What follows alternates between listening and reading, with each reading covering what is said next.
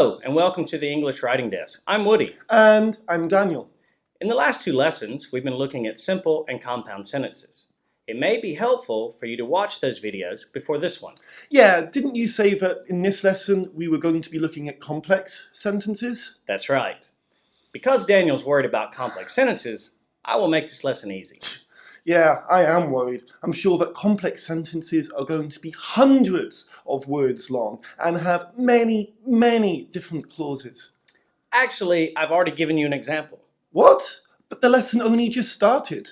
Let's take a look. A complex sentence is made up of an independent clause and a dependent clause. That's like a compound sentence. We take two simple sentences and put them into one sentence. The two simple sentences become known as clauses. Almost. An independent clause can basically be a simple sentence all by itself. That means it has a subject and a predicate or verb and a complete thought. Well remembered. It's independent because it doesn't rely on something else for aid or for support. Dependent clauses are not the same. Dependent clauses depend or rely upon the independent clause for meaning.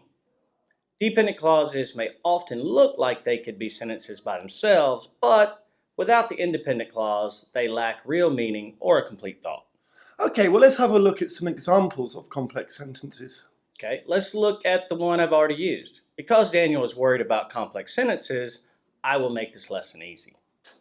So, take a guess as to which clause you think is which. Well, I will make this lesson easy. That sounds like a simple sentence. It has a subject, a verb, and a complete thought. So I think that is the independent clause. Right. Because Daniel is worried about complex sentences, well, that certainly looks like a complete sentence. It has a subject and a verb, but the thought does not seem complete. Yes, because it needs the clause, I will make this lesson easy to give it meaning. Let's try another. We will relax at home after we finish this class. Well, we will relax at home has a subject, verb, and a complete thought. That's the independent clause. After we finish this class is not a complete thought, even though it has a subject and a verb. So that is the dependent clause. Well done. To connect the two clauses, we need a subordinating conjunction. The dependent clause always begins with the subordinating conjunction. Subordinating conjunctions are words such as although, when, or because. The list is pretty long, so I'm not going to list them all here. Wait a moment. You began one of your sentences with the conjunction because. Last lesson you told me never to begin a sentence with a conjunction.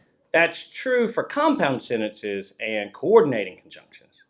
But in a complex sentence, you can put the two clauses in any order. This is an important tip for writing.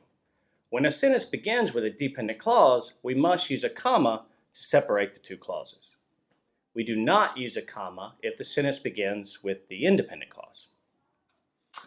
Can we try some examples? Sure. John failed the class because he did not study enough. Because he did not study enough, John failed the class. Right. You can watch TV when you finish your homework. When you finish your homework, you can watch TV. Great. I really enjoy playing tennis, although I'm not very good. Although I'm not very good, I really enjoy playing tennis. Good again. Jane cooked dinner after she got home. After she got home, Jane cooked dinner. Excellent.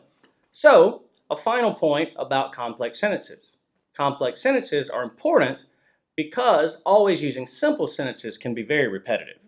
Complex sentences not only make your writing more interesting, but make you look more interesting and intelligent.